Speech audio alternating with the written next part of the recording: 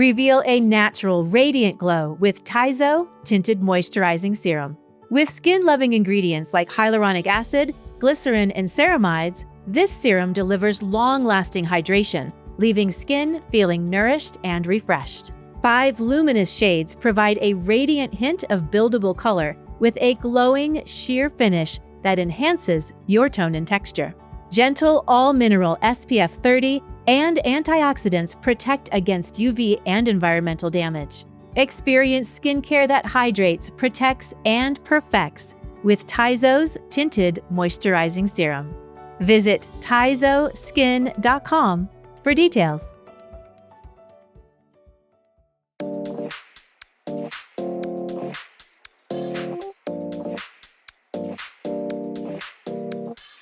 Hello and welcome to ASCP's Esty Talk. I'm your co-host Maggie Staszcuk and ASCP's Program Director. I'm Ella Cressman, licensed esthetician, ingredient junkie, and content contributor for Associated Skincare Professionals.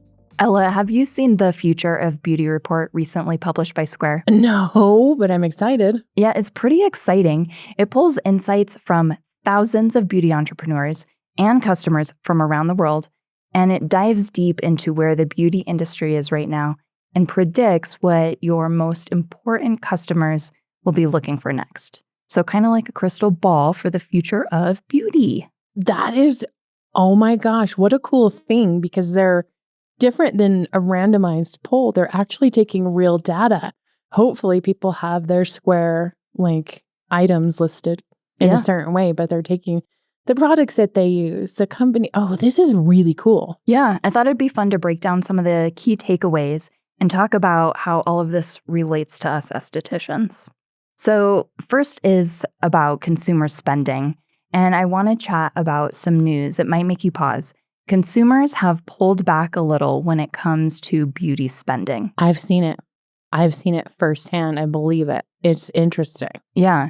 So the report found that 51% of consumers have actually cut back on beauty purchases, which is really interesting. But here's the twist. Beauty is still a top priority for a lot of people. They're just being more mindful about it. I'm curious if this is because the Square is a preferred payment processing for a lot of professionals. Does this translate to other markets as well? Are other markets calling these customers away, or is the consumers just buying less because of sign of the times? Yeah, really good question. While people are spending less on things like restaurants or retail, beauty is still sticking around. But for us as beauty pros, it still means we're feeling some pressure on the financial side of things. But there's a silver lining. Beauty leaders have said they're planning to raise prices in the next year to compensate for this. What are your thoughts on that? Because you said you're feeling it. I'm feeling it, and it's a really hard thing because raising your prices isn't easy. Especially, it was easier 5 years ago when it was well understood the price of a lot of goods went up, like PPE, the things that weren't necessarily this cream or part of the facial. It was all the other things, the price went up, and people were really understanding about it, and they understood, and they were in a mindset where they still wanted to help boost the economy. So they were still coming to you, tipping extra, doing that, because there was hope that there was going to be restoration. And I think there was. But then I think as time has gone, and I don't mean to sound wah, wah, wah about this, but as time has gone on, I don't know, the hope is as strong. I think there's still hope, but I think it's maybe I better settle in with my own spending habits and change the way, because we got to see what's going to happen here. Yeah, I think that your loyal clients, they may stretch their appointments a little bit, but they're still likely to come back, and they're going to need their monthly facial. They're going to need their brow waxed. They may just be stretching out the appointments a little bit. And their products, paring down, give me the best serum that's going to have the most impact. That's just one thing instead of 9 things, which is also a trend in and of itself, to simplify these large routines into something smaller. So I think both of those are hitting at the same time, stretching out and paring down of their home care or retail sales, which is understandable. I'm still grateful to retain them as clients to ride this out. Let's talk about upselling and diversifying revenue streams. So it's not just about offering a pricier service, it's about expanding your offerings. The report found that 1/3 of beauty businesses are adding new services or products, and some are even offering memberships, which I think is kind of new for the industry. What do you think about memberships? Because I think are you involved in any membership-based programs? No. I was involved. Well, my gym can be considered a membership. Yeah. I pay, but I don't go. But also Like for health and beauty, no memberships. no, not really. No, but Fabletics I was. Or Okay. that athletic wear Sure. company. Yeah. It made it really, let's just talk about that. Yeah. It made it really easy to buy. Yeah. It made it really, really easy. So I'm saying this for a couple of reasons. But psychologically, I knew it was going to come out. I knew that I could skip it that month. But I also knew that that price was going to go towards an outfit. Mm-hmm. So it would make me want to buy. And I did, to the point where I had every color leggings, every color undergarment, and all these cute, looked really cute. And I was going to the gym. So I think that they're actually really cool, including perhaps like a product. Like if you can somehow involve a product with the membership, I think that'd be really smart psychologically. Would you ever consider membership for your business? I would. I think I would. I think the only thing that would give me pause as a business owner is I don't like selling packages because I see the money then. Like, woo. And then I see somebody on my books who has a package and I'm like, oh, no money today for that person. But if it was a membership model, then it would just be coming in and playing and you would have a lot more freedom. Yeah, I would consider a membership. It's a good idea. Speaking of growth, did you know that 85% of beauty leaders say memberships or subscriptions gives them a positive return on investment? That's according to the report. Oh, wow. I believe it. Yeah, that's huge. So you don't have to be a big multi-location business to offer this. Even small businesses can benefit from having clients pay in advance for services or products. But I get your point that you have that client who's prepaid and you see them on your books and you're like, well, shoot, no money today from that client. Yeah. Or Yeah. does that mean that like I'd have to be more accessible? My availability would be the same. They'd have to get in. What if they couldn't get in because of their availability? Yeah, true. Would it just roll over to the next month? Or Yeah. maybe they could get it towards a product. There's all kinds of things turning in my head. Yeah. Have you seen interesting ways where other beauty pros are offering or doing this? I haven't. Yeah, I haven't either. I think it could be a game changer, though, in making revenue more predictable. Like imagine having 20% of your revenue locked in on the first day of each month. Yeah. Very interesting. Hold that thought. We'll be right back. Are you interested in providing results-driven treatment services? Join a team of like-minded individuals who share your passion and support your success. With more than 1,000 franchised locations in 49 states, Massage Envy is not only the nation's #1 provider of massage services collectively across its franchise network, but also a national leader in skincare. Start or grow your career at a Massage Envy franchised location. Visit massageenvy.com/SDcareers for full details. Okay, here we go. Let's get back to the podcast. So let's talk about payment options for a second, like buy now, pay later services. These are on the rise also, and they are being embraced by 80% of beauty businesses. So if your clients are looking for more flexible payment options, this might be a time to consider it. This would be really good to implement, especially if you have those packages. I'm thinking of laser, for example. Oh, brilliant. Yeah, or a package of, let's say, bikini brightening that's around X $100, but you want to get started. How do you get someone in to buy those packages? What a great business idea on the business side. Yeah. The thing that I would say is to consider what are your fees as the business owner and then up the price. What do you think about rewards programs? I think they work and they're the test of time. I would say psychologically, perhaps these buy now, pay later might be more successful. Mm-hmm. But, again, I take advantage of those sometimes. Like I have remember back in the day when they would stamp your card? Yeah. I have so many cards with one stamp on them for the same place because I would forget my card or whatever. Mm-hmm. But if I go and type in my phone number, Like they have that where I get my nails done. They have it where I get my coffee, and they track it for me. Yeah. I'm going to opt in. Yeah. Use of technology. Mhm. A lot of beauty businesses are jumping in on tech bandwagon, automating scheduling, marketing, staff management, and tracking rewards.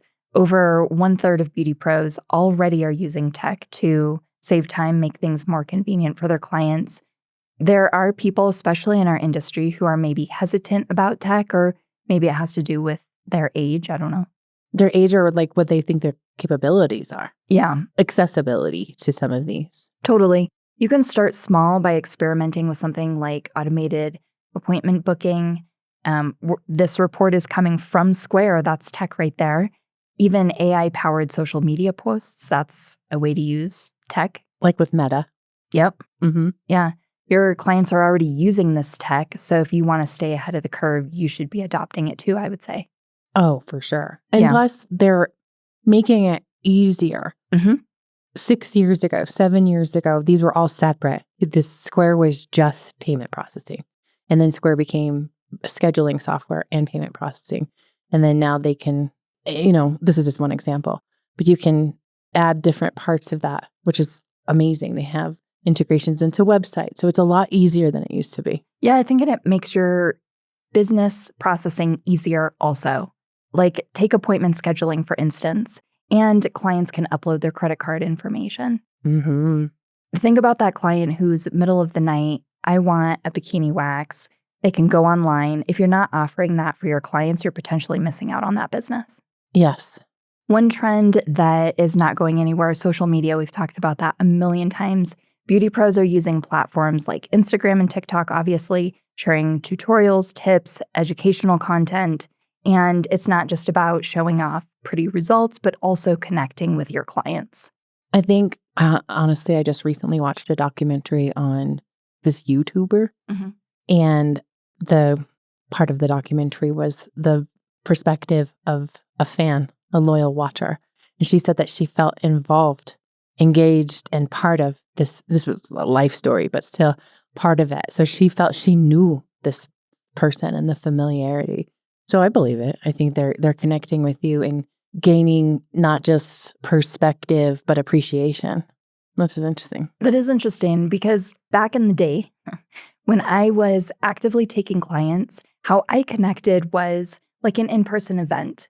Like bring the clients in for the day. I'm going to share a quick little tip, and maybe you're getting 10% off product or a quick brow wax or whatever the case may be.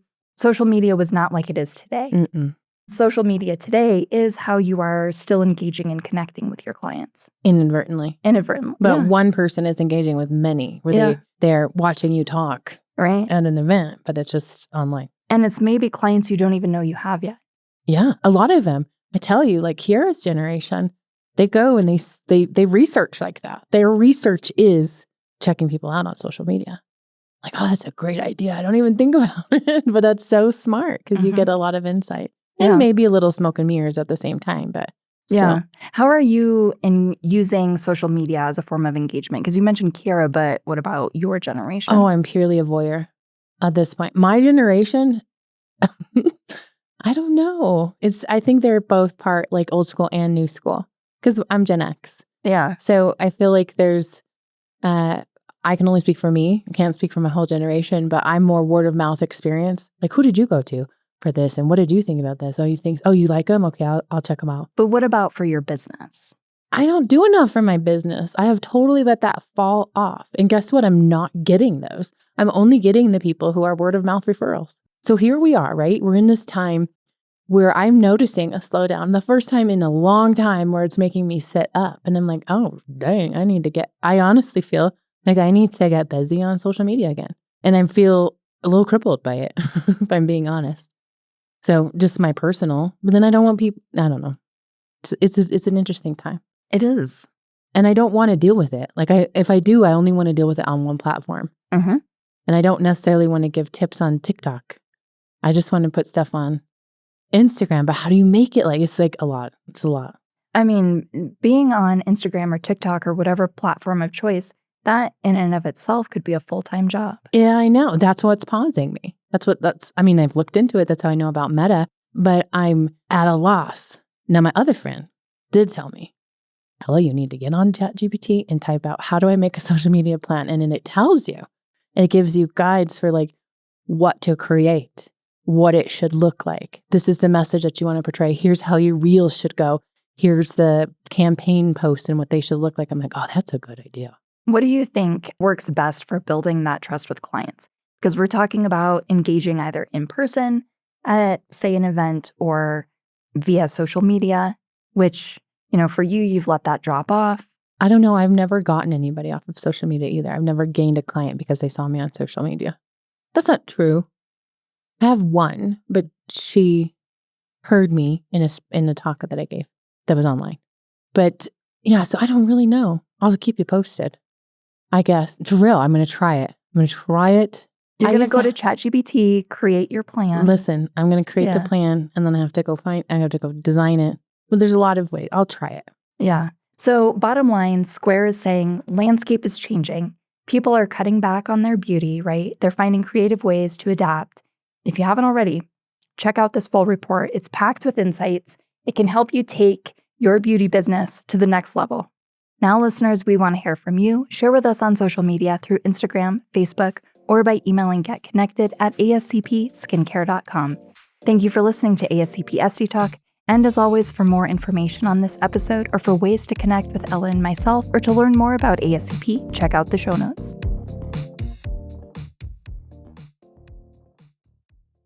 This podcast is sponsored by LAMPROBE. LAMPROBE is a popular aesthetic tool that enables skincare practitioners to rapidly treat a wide variety of common minor skin irregularities, or MSI.